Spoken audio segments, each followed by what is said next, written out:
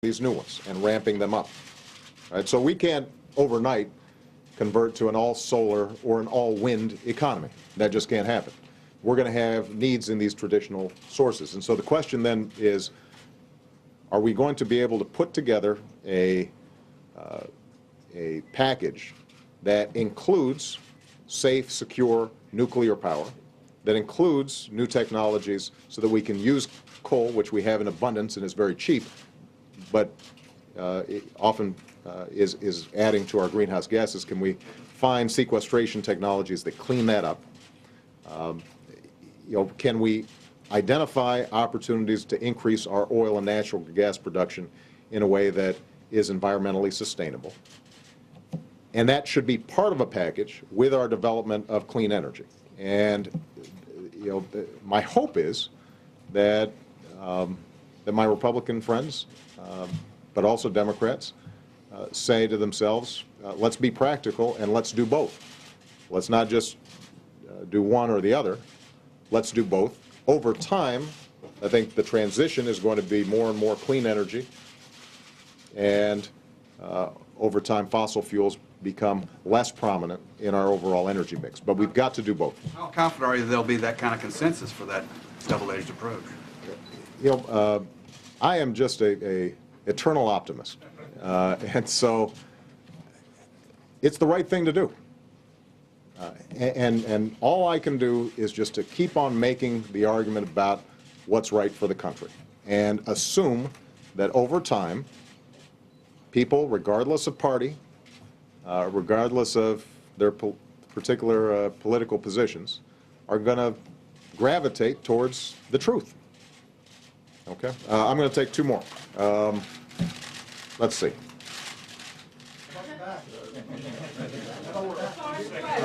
Well, I just want to make sure that I was getting a balance here, So, look at the. Go ahead, Chuck. Why is everybody moaning about time? Man, he's too good. His question will be too precise. Iran, we've got the news today that they're doing more of these, or trying to enhance this uranium even more. Obviously, I think Secretary Gates today in Paris was quoted as saying, basically, the dialogue seems to be over. Now the question is sanctions. Where are we on sanctions? How close is this? I know you had sort of an end-of-the-year deadline when you stood up there with Sarkozy and Brown. It's now February. How quickly is this moving along? Well, it's moving along fairly quickly. I think that we have bent over backwards to say to the Islamic Republic of Iran that we are willing to have a constructive conversation about how they can align themselves with international norms and rules and re-enter as full members of the international community. The most obvious attempt was when we gave them an offer that said we are going to provide the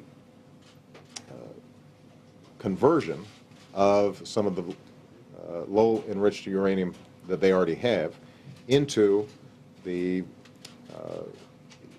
isotopes that they need for their medical research and for hospitals that would serve up to 1 million Iranian citizens.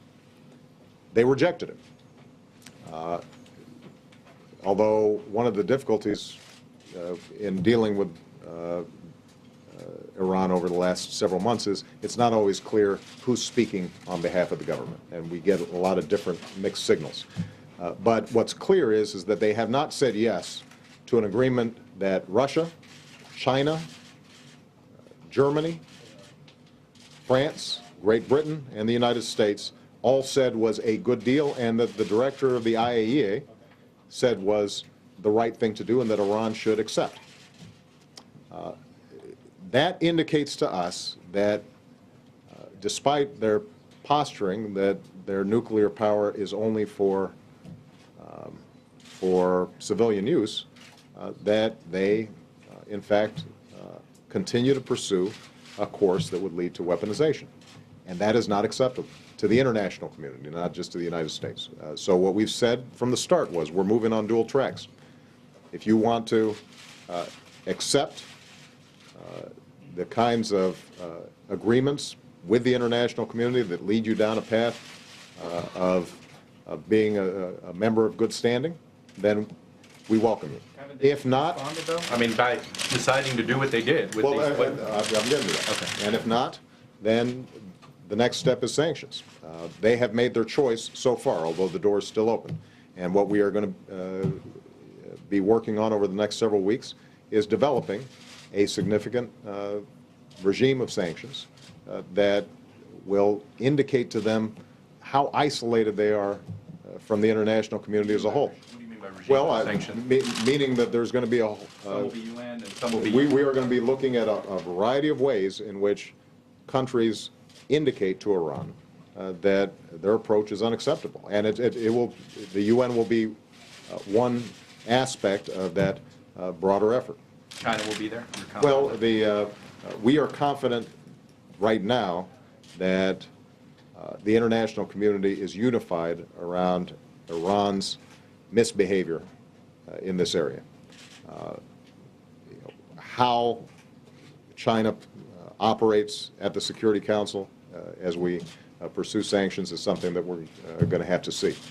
One thing I'm pleased about is to see how forward-leaning the Russians have been on this issue. I think they clearly have seen that Iran hasn't been serious about solving what is a solvable dispute between Iran and the international community. All right, I'm going to make this last question, and I'll take somebody from the back. Thanks for doing this. It's been a while. On health care, the Republicans are asking whether the February 25th session will include economists and public interest groups and people supporting your side, or will it just be the members of Congress? And on Anthem Blue Cross, do you have the authority to go in and tell a private company they can't charge that? How will you stop them? Well, I don't have the authority, as I understand it. I can't simply issue an executive order lowering everybody's rates. If I could, I would have done that already and saved myself a lot of grief on Capitol Hill. That's why reform is so important. That's why the status quo is unacceptable. But there is no shortcut in dealing with this issue.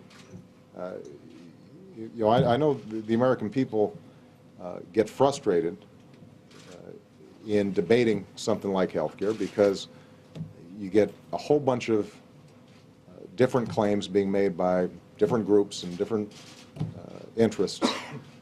It is a big, complicated, tough issue. But what is also true is that without some action on the part of Congress, it is very unlikely that we see any improvement over the current trajectory. And the current trajectory is premiums keep on going up 10, 15, 20, 30%.